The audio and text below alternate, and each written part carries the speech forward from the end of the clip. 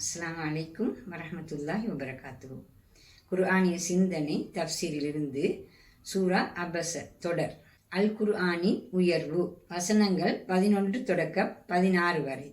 கல்லா இன்னஹா ததுக்கிரா, அவ்வாறு நீ நடத்திருக்க கூடாது, நிச்சயமாக இது ஒரு வழிகாட்டல்.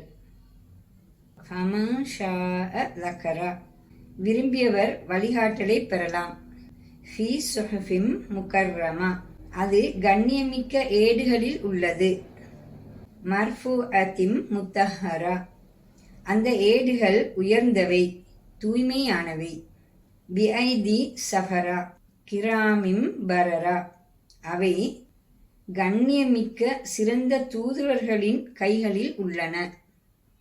இறை தூது உயர்ந்தது, இயல்பிலேயே கண்ணியம் மிக்கது. சமூகத்தில் பொருளாதார அந்தஸ்தும் அதிகாரமும் பெற்ற ஒருவன் சுமந்தால்தான் அது உயர்வும் கண்ணியமும் பெறும் என்ற நிலை அதற்கு கிடையாது. ஏற்பவர்கள் அத்தூதை ஏற்கட்டும், ஏற்காதவர்கள் போகட்டும். பலமானவர்களை தேடி திரியும் வழியில் சாதாரண மனிதர்கள் புறக்கணிக்கப்பட்டுவிடக் கூடாது என்ற கருத்தையே இவ்வசனங்கள் மீண்டும் விளக்குகின்றன. இப்போது வசனங்களை விரிவாக நோக்குவோம். கல்லா இன்னஹா ததுக்கிரா, அவ்வாறு நீர் நடந்திருக்க கூடாது, நிச்சயமாக இது ஒரு வழிகாட்டல். ஃபமன் ஷாஅ லக்கரா, விரும்பியவர் வழிகாட்டலை பெறலாம். இங்கு ஆரம்பத்தில் தரப்பட்டுள்ள அவ்வாறு நீர் நடந்திருக்க கூடாது என்ற பிரயோகம் அவதானத்திற்குரியது. அது கல்லா என்ற அல் குர்ஆன் பாவித்த சொல்லின் கருத்தாகும். கல்லா என்ற இச்சொல் மறுத்தல் என்ற கருத்தை கடுமையாக சொல்லும் ஒரு சொற்பிரயோகம் ஆகும். அப்பிரயோகத்தை இறை தூதர் முஹம்மது ஸல்லல்லாஹு அலைஹி வஸல்லம் அவர்களை நோக்கி பாவிக்கும் போது விடயத்தின் பாரதூரத்தை நாம் புரிந்து கொள்ள முடிகிறது. சமத்துவத்தையும் மனித கண்ணியத்தையும் நிலைநாட்ட வந்த கொள்கை, அதன் பிரச்சாரத்தின் போது விடும் இவ்வகையான தவறுகள் கொள்கையில் ஒரு பிறழ்வாகவே கணிக்கப்பட வேண்டும் என்ற அடிப்படையிலேயே அல் குர்ஆன் இவ்வளவு அழுத்தமாக அது பற்றி பேசுகிறது. நிச்சயமாக இது ஒரு வழிகாட்டல், விரும்பியவர் வழிகாட்டலை பெறலாம்.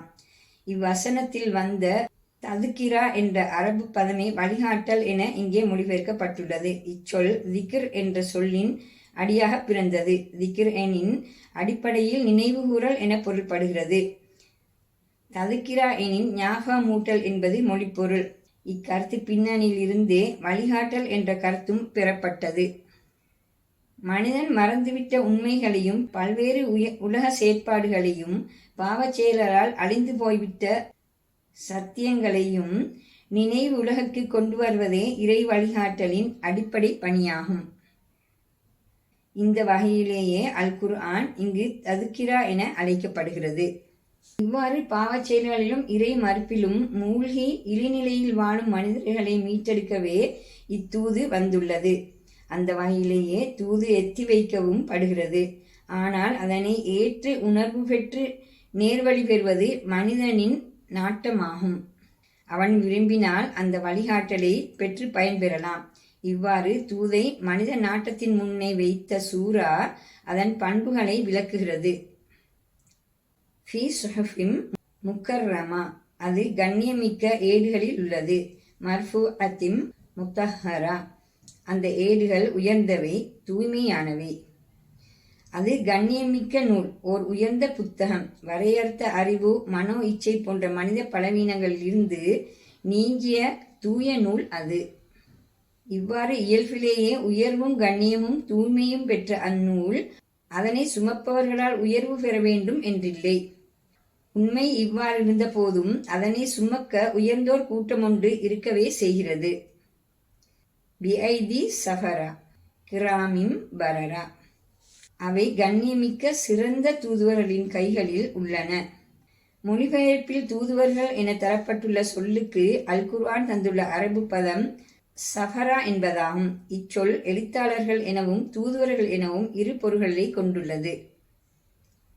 தூதுவர்கள் என கொண்டால் மலக்குகளை இவ்வசனங்கள் குறிக்கின்றன என கொள்ள வேண்டும். அந்த அடிப்படையில் நபிமார்களுக்கு மலக்குகள் இறைவனின் தூதுவர்களாக செயல்பட்டமையை இவ்வசனங்கள் குறிக்கக்கூடும். மலக்குகள் குற்றமேதுமற்ற மிகச்சிறந்த சிருஷ்டிகள், கண்ணியமும் உயர்வும் மிக்கவர்கள். அவர்களின் கைகளில் இந்நூல் இருக்கிறது எனின் அதன் உயர்ந்த நிலை தர்க்கத்திற்கு அப்பாற்பட்டது. எழுத்தாளர்கள் என்ற கருத்தை கொண்டால் அது அல் குர்ஆனை ஏற்று அவ்வழியிலேயே நின்று வாழும் இறை தூதரை சூழ இருந்த அவர்களது தோழர்களை குறிக்கின்றது என கொள்ள முடியும். அப்போது இறை தூதரை சூழ இருந்தோரில் பலர் சாமானியர்கள் அல்லது அடிநிலை மக்களை சேர்ந்தவர்கள்.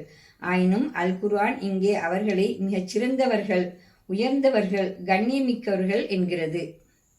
இது இறை தூதரோடு உட்கார்ந்து உரையாடி கொண்டிருந்த அந்த மேட்டுக்குடி மனிதர்களை மறைமுகமா சாடுவதாக அமைகிறது. சமூகத்தின் உயர் மட்டத்தைச் சேர்ந்தவர்கள் என அவர்களை கருதி அவர்களிடம் அல் குர்ஆன் போய் சேர வேண்டும் என நினைத்திருப்பின் உண்மை அவ்வாறன்று. அல் குர்ஆன் இப்போது ஏற்றிருப்போர் மிகச் சிறந்தவர்கள், கண்ணியமானவர்கள். எனவே அது அதற்குரியவர்களிடம் போய் சேர்ந்தே உள்ளது என்று இவ்வசனம் விளக்குகின்றது. இவ்வாறு இங்கு அல் குர்ஆன் இறை தூதரை சுற்றியிருந்த சாமானிய மனிதர்களையும் அடிநிலை மக்களையும் உயர்ந்த கண்ணியத்திற்குரியவர்கள் என வர்ணிக்கிறது. இந்நிலையில் எழுத்தாளர்கள் என்னும்போது அது அல் குர்ஆனை எழுதி வந்த நபி தோழர்களை மட்டும் குறிப்பாக குறிக்கிறது என்று கொள்ள தேவையில்லை. ஏனெனில் இறை தூதர் முகமது ஸல்லல்லாஹு அலைஹி வஸல்லம் அவர்களது தோழர்கள் தாம் சொந்தமாக படிக்கவும் அல் குர்ஆனை எழுதி கொண்டார்கள் என தெரிய வருகிறது. உமர் இப்னு அல் ஹத்தாப் ரலியல்லாஹு அன்ஹு அவர்கள் இஸ்லாத்தை ஏற்ற சம்பவத்தின் போது அவர்கள் தமது தங்கையிடம் இருந்த அல் குர்ஆன் பிரதியை வாசித்தார் என வந்துள்ளமை இதற்கோர் உதாரணமாகும். தூதுவர்கள் என கருத்து கொள்ளும் போதும் அது நபி தோழர்களை குறிக்க முடியும். ஏனெனில் அவர்கள் அடுத்த மனிதர்களுக்கான அல் குர்ஆனின் தூதுவர்கள் ஆவார்கள். அடுத்து சூராவானது குறித்த நிகழ்வு சுட்டும் இன்னும் ஒரு கருத்தை சொல்கிறது. இன்ஷா அல்லாஹ் தொடரும். அடுத்த வீடியோவில் சந்திப்போம். அஸ்ஸலாமு அலைக்கும் வரஹ்மத்துல்லாஹி வபரகாத்துஹு.